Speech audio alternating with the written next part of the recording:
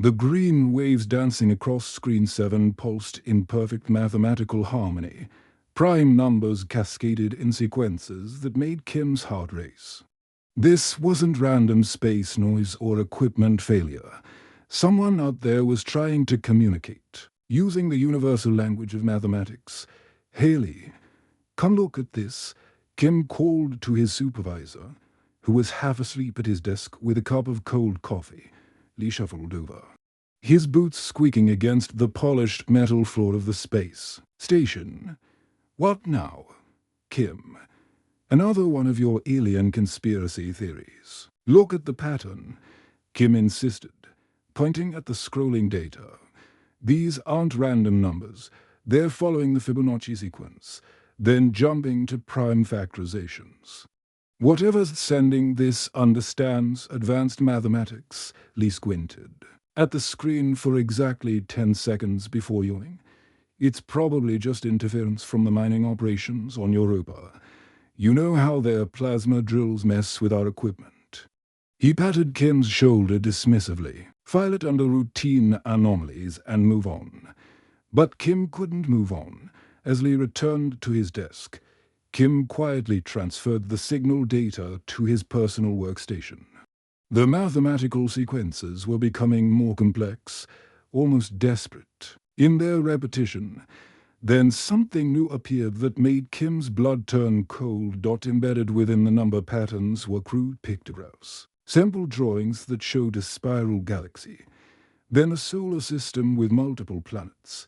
One planet pulsed repeatedly, surrounded by what looked like tiny symbols representing death or decay. The message was clear even without words. An entire world was dying. Kim's fingers flew across his keyboard as he tried to trace the signal's origin. The readings were incredible. The transmission was coming from somewhere beyond the Andromeda Galaxy, over 2 million light-years away. Whatever technology could send a coherent signal across such vast distances was far beyond human capability. Hours passed as Kim worked in secret, careful to avoid Lee's attention.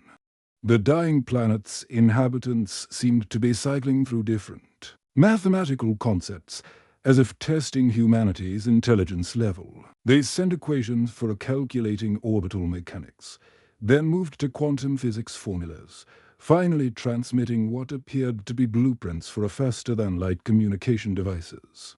"They're trying to upgrade our technology," Kim whispered to himself, feeling a chill run down his spine. "They want us to be able to respond." The most disturbing part came near dawn. Hidden within the complex mathematical data, Kim discovered what could only be described as a countdown. The numbers were decreasing steadily, and if his calculations were correct, they would reach zero in approximately 6 months. Kim tried to imagine what could threaten an entire civilization advanced enough to communicate across galaxies. The pictographs suggested some kind of spreading plague or contamination that consumed everything in its path. The dying aliens were apparently immune to nothing, despite their incredible technology.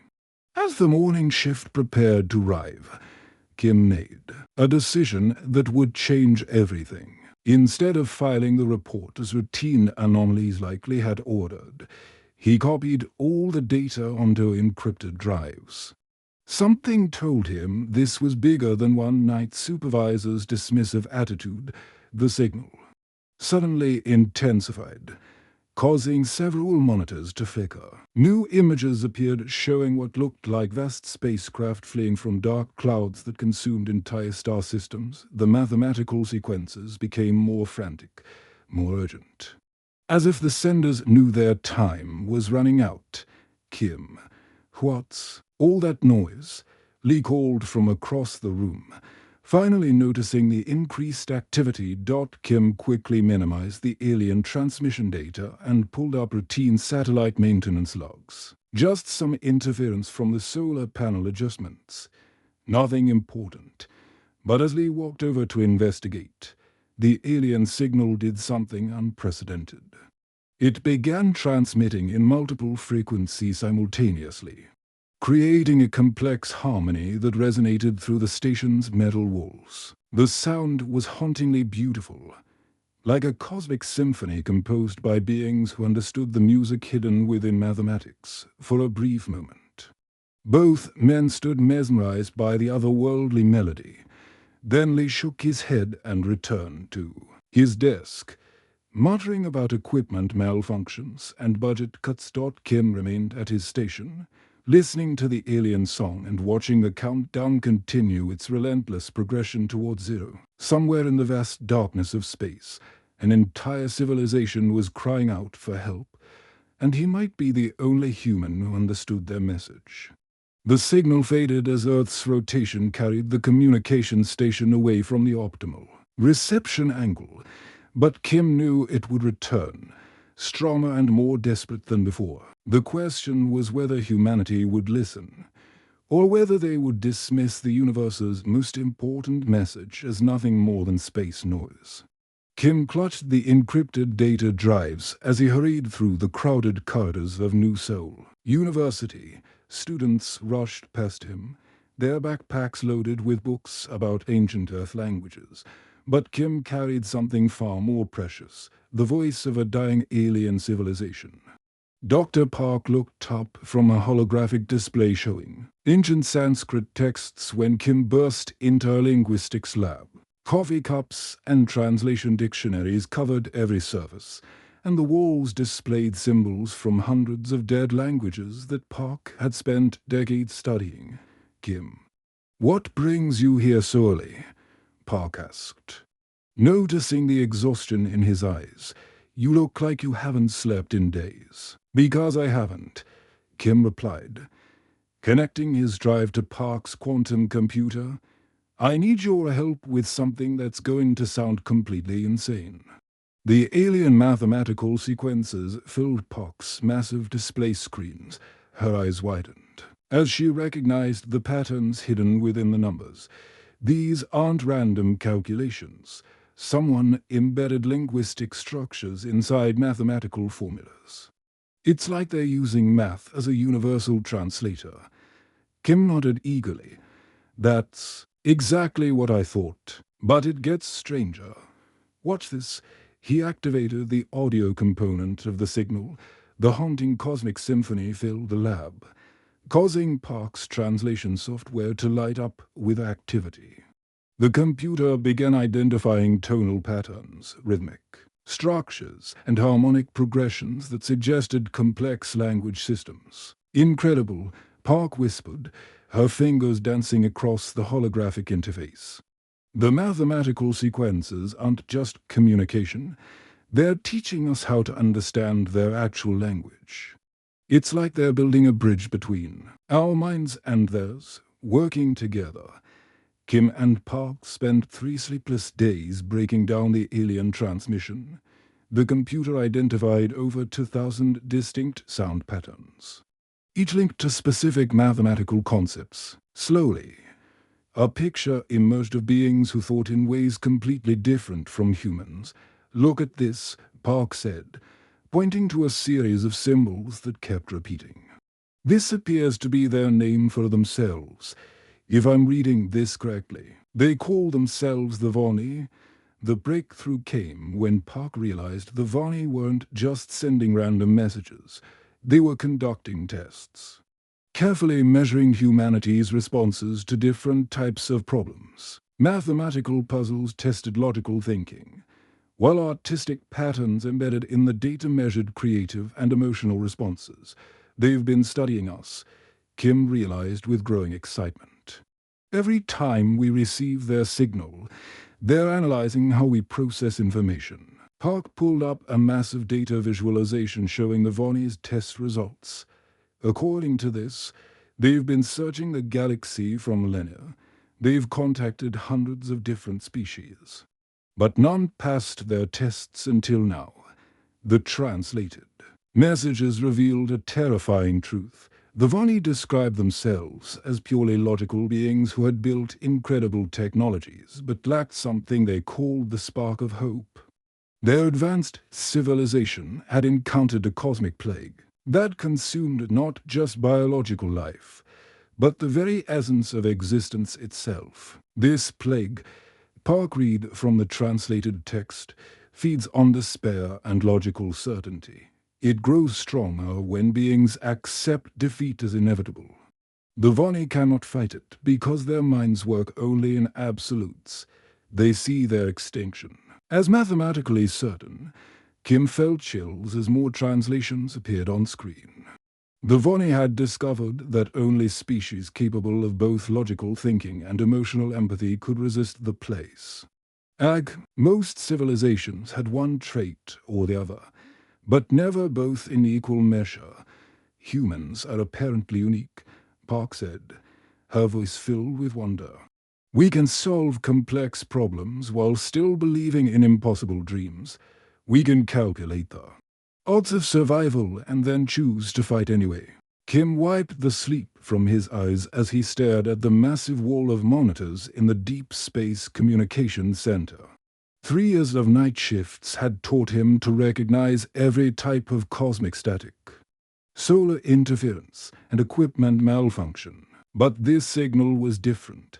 The most shocking revelation came in the form of galactic star charts. The Voni had been watching human space exploration, studying how Earth's astronauts and scientists approached dangerous missions. They were amazed by humanity's willingness to risk everything for knowledge, for others. For abstract concepts, like honor and love.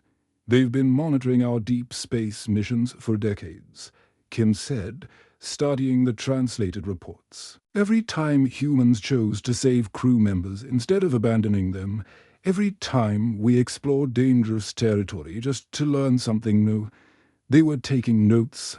Park's computer chimed with new translations. The Voni were sharing detailed records of other species they had contacted.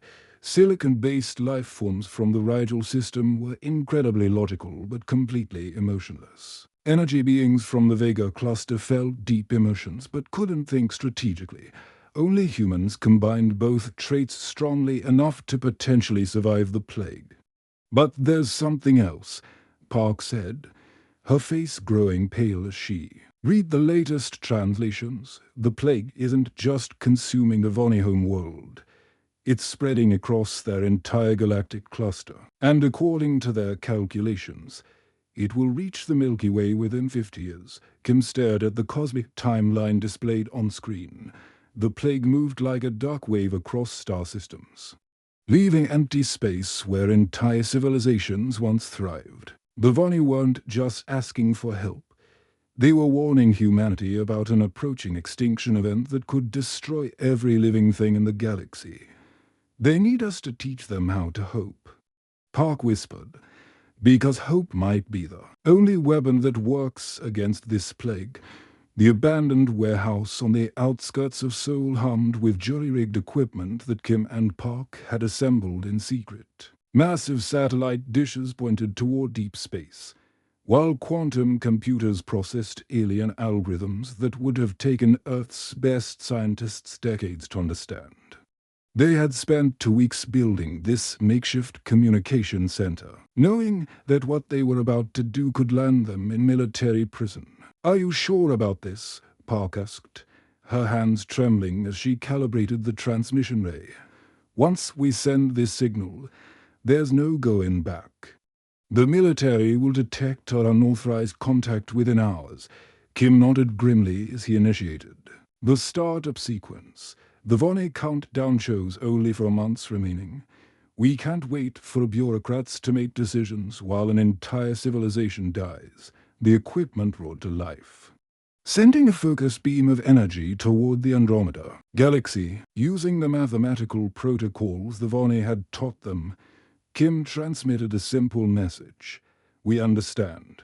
We want to help." For 3 agonizing hours, they waited. Then the warehouse erupted with incoming signals so powerful that several monitors overloaded and sparked. The Voni response came not as gentle mathematical sequences, but as a flood of desperate communication that made their equipment scream with feedback. "They're trying to establish real-time contact," Park shouted over the electronic noise. The signal strength is incredible. They must be using some kind of massive amplification system. Suddenly, the chaotic noise organized itself into something resembling speech. The voice that emerged from their speakers was unlike anything on Earth, a harmonic blend of tones that seemed to bypass the ears and speak directly to the mind. Human beings, the voice struggled with each word. We are grateful for response. I am designated primary logic unit of Voni Collective. Kim grabbed the microphone with shaking hands. We call ourselves Command. Park, we want to understand your situation and help if we can. Help? The Voni leader repeated the word as if it were completely foreign. This concept requires explanation, you would. Risk resources for beings you have never encountered. Park leaned toward the microphone. That's what humans do. We help others, even when it's dangerous or difficult. A long pause followed, filled with background harmonics that suggested intense discussion. Among the Voni, when their leader spoke again, confusion colored every word. Our analysis indicates this behavior is illogical. What calculations determine optimal benefit from such actions? There are no calculations, Kim replied. We help because it's right, because others deserve to live just like we do. The alien response came faster now, as if the concept was both fascinating and incomprehensible. You speak of rightness without mathematical foundation. Our species cannot process such thinking through hours of painstaking translation. The true horror of the Voni situation became clear. They were beings of pure logic who had built incredible technologies by calculating optimal solutions to every problem. Their cities were perfect geometric structures. Their society operated with mathematical precision. But when the plague arrived, their logical minds could only calculate the certainty of extinction. The darkness consumes all logical responses, the Voni leader explained.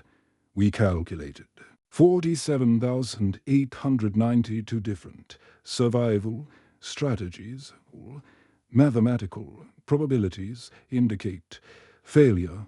Therefore, we accept inevitable death. Park felt tears streaming down her face as she understood. But you don't want to die. Do you want another foreign concept that required long explanation? We experience cessation anxiety when contemplating non-existence, but wanting implies hoping for different outcomes despite contrary evidence. Kim's voice grew urgent. That's exactly what hope is. Believing things can get better even when the odds are against you. Humans do it all the time. The warehouse filled with complex harmonic patterns as the Voni Collective processed this information.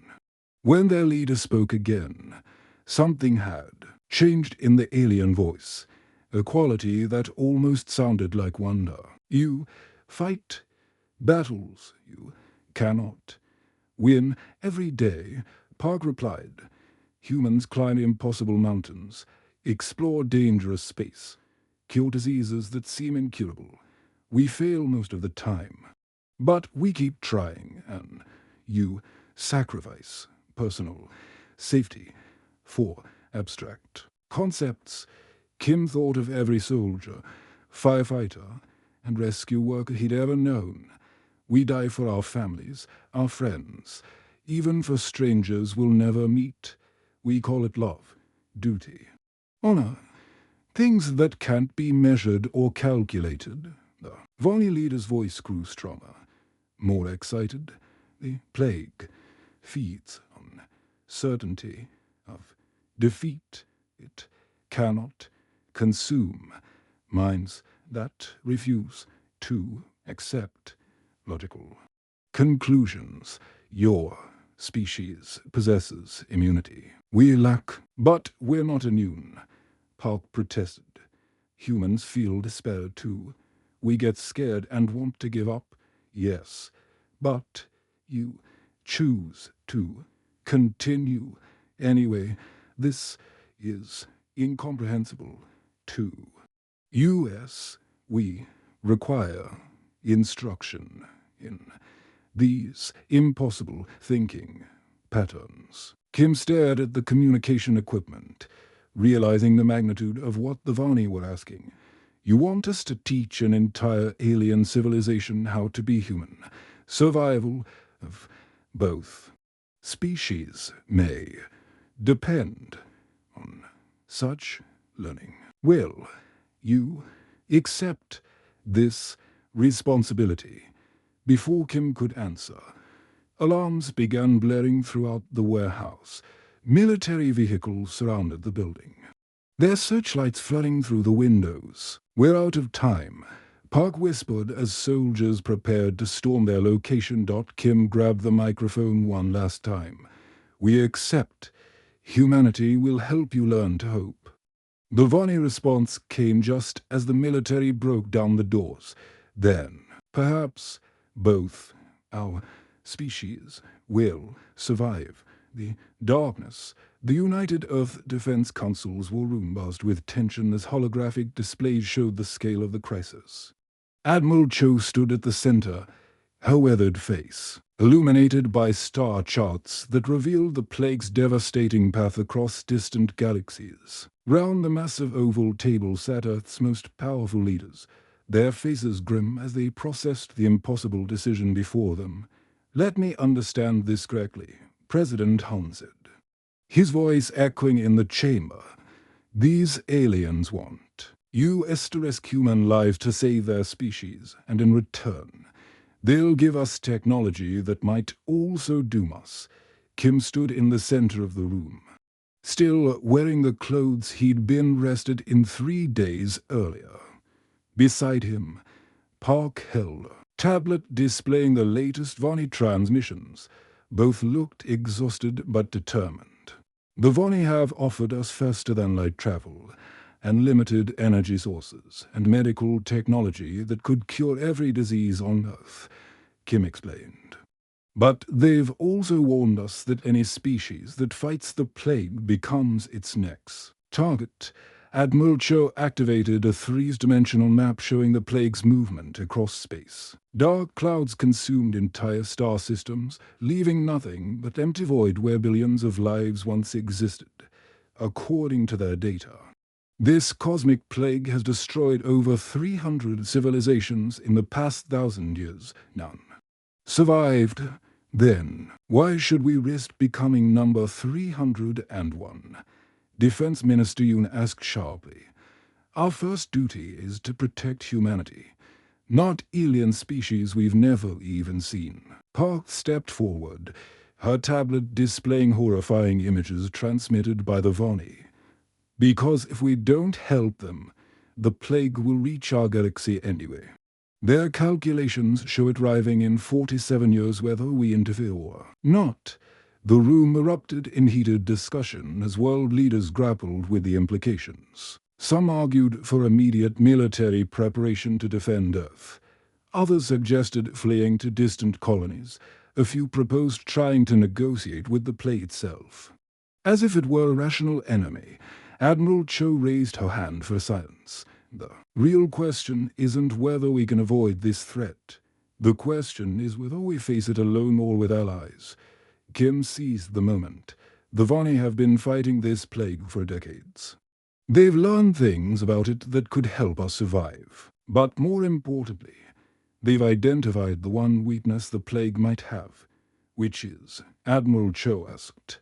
Hope, Kim said simply. The plague feeds on despair, on the certainty of defeat. Species that accept their doom become easy prey. But humans have something the Vani lack. We keep fighting even when victory seems impossible. General Park, the defense minister's top advisor, scoffed. You're asking us to bet humanity's survival on abstract concepts like hope and courage. I'm asking you to remember what makes us human." Kim replied, "When the Titanic sank, humans played music while the ship went down. When cities burned, firefighters ran toward the flames. When diseases seemed incurable, doctors worked until they found cures. We don't give up, even when logic says we should." Admiral Cho studied the tactical displays showing Earth's current defenses. Orbital weapons platforms, interstellar early warning systems, and evacuation ships represented humanity's best efforts to prepare for cosmic threats, but against something that had consumed hundreds of civilizations. Their preparation seemed insignificant. The Voni have sent detailed technical specifications, Park added, uploading new data to the room's displays. Their offer includes blueprints for defensive systems that could protect entire solar systems, ships that can travel between galaxies in weeks instead of millennia, weapons that harness the power of stars themselves. At what cost? President Han demanded. If we help them, we reveal our location to this plague. We become active participants. In a war we might not win. Kim's voice grew passionate. We are already participants. The plague is coming whether we hide or fight. The only choice is whether we face it as victims or as warriors. The debate continued for hours. Scientists presented probability calculations showing humanity's slim chances of survival. Military leaders discussed evacuation strategies and defensive preparations. Philosophers questioned whether humanity had the right to risk extinction for alien beings they'd never met. Finally, Admiral Cho called for quiet. "I've been in the military for 30 years. I've seen humans make impossible choices under desperate circumstances. And I've learned that our greatest strength isn't our technology or our weapons. It's our refusal to abandon others when they need help." She activated a direct communication link to the Voni. The alien harmonics filled the war room as the collective consciousness focused on Earth's decision. "We've made our choice." Admiral Cho announced, "Humanity accepts your alliance. We'll help you fight this plague, and we'll face whatever consequences come from that decision." The Voni response carried something that sounded almost like relief. "Your decision demonstrates courage. We must learn. We will begin technology transfer immediately." As the communication ended, President Han turned to Admiral Cho. "I hope you're right about this being humanity's strength, because if you're wrong, you've just condemned our entire species." Admiral Cho looked at the star charts showing the plague's approach. "If we're going to die anyway, at least we'll die trying to save others. That's what humans do." Kim smiled for the first time in days. "That's exactly what the Voni need to learn." The sleek Voni transport ship materialized round Earth's volunteer medical team in a shimmer of exotic energy. Dr. Han felt her stomach lurch as reality twisted during the faster-than-light journey, but she forced herself to smile at her nervous crew. 23 brave humans had volunteered for what might be a one-way mission to save an alien civilization they'd never seen. "Remember, we're not just doctors and scientists." Dr. Han told her team as the ship's walls became transparent, revealing the dying Voni home world ahead. "We're teachers. We need to show them something their logical minds can't calculate. How to keep fighting when defeat seems certain." The planet below looked like a geometric nightmare. Perfect crystalline cities stretched across continents in mathematical patterns, but dark tendrils of the cosmic plague crept between the structures like living shadows. Where the plague touched, everything simply ceased to exist. Not destroyed, but erased from reality itself. Engineer June whistled softly as their ship descended. "Their cities are incredible. Look at those towers. They must be kilometers tall, and every angle is perfectly calculated. But there's no life," observed biologist Min, scanning the surface readings. "No plants, no animals, no randomness. Everything follows predetermined patterns. The landing platform where they arrived was a marvel of alien engineering, but eerily silent. Geometric robots moved with mechanical precision, maintaining systems according to programmed routines. No Vani were visible until a delegation approached. From the central spire, Dr. Han's breath caught as she saw the aliens for the first time. The Vani were tall, crystalline beings whose bodies seemed to be made of living mathematics. Geometric patterns flowed beneath their translucent skin, and their movements followed perfect mathematical curves. They were beautiful but utterly alien. "Welcome, human. Healers," the lead Vani communicated through harmonic vibrations. Primary logic unit. Designation 779. We have calculated. Optimal working spaces for your procedures. Dr. Hon stepped forward, removing her helmet to breathe the alien air. "Thank you. But first we need to understand. Where are your people? Your cities look empty." Vani, collective, has retreated to underground. Calculation centers 779 explained. We await mathematical certainty of extinction. Emotional distress is minimized through logical acceptance. The human medical team exchanged glances. This wasn't what they'd expected. They'd come prepared to treat plague victims, not to counsel an entire species suffering from cosmic depression. "Show us to your people," Dr. Hahn said firmly. "All of them." The underground chambers were vast beyond imagination. Millions of Vani sat in perfect rows, their crystalline bodies dimmed to barely visible light. They weren't dead. But they weren't really alive either. Mathematical equations flowed continuously across massive displays, showing probability calculations that all led to the same conclusion: inevitable defeat. "They've given up," whispered Nurse Kang, her voice filled with horror. "They're just waiting to die." Dr. Hon walked among the motionless Vani, a heart breaking for beings who had never learned to hope. 779. What happens if we ignore your calculations? What if we decide to fight the plague anyway? Such action would be illogical, the alien replied. Probability of success is 0.0-0-3%. So there is a chance. Dr. Hahn smiled. Humans would call those fighting odds. What happened next changed everything. Dr. Hahn pulled out a small music player and began playing a simple human song, a children's lullaby about dreaming of better tomorrows. The melody echoed through the vast chamber, and something impossible occurred. A few Vani began to stir, their crystalline bodies brightening slightly. "What is this phenomenon?" 779 asked, his harmonic voice containing something that almost sounded like curiosity. "Music," explained Dr. Hahn. "We create it not because it serves a logical purpose, but because it makes us feel hope and joy." Over the following weeks, the human team worked tirelessly among the Vani. They didn't just treat plague symptoms, they taught alien concepts that had no mathematical foundation. Nurse Kang showed Vani children how to play games with no predetermined outcomes.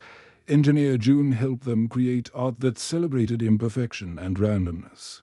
Biologist Min taught them about Earth's chaotic ecosystems where beauty emerged from disorder. Slowly, incredibly, the Vani began to change. Their rigid mathematical thinking softened as they learned to embrace uncertainty. They started making choices based on feelings rather than calculations. Most importantly, they began to hope. The cosmic plague notice, the dark tendrils that had been steadily consuming the planet, suddenly slowed their advance. Where Vani had learned to hope and fight against impossible odds, the plague found no purchase.